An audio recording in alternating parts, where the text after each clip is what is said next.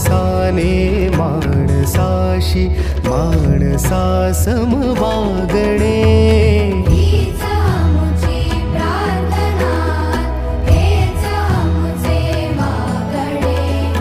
माणसाने माणसाशी माणसा सम वागणे. हीच आमुची प्रार्थना.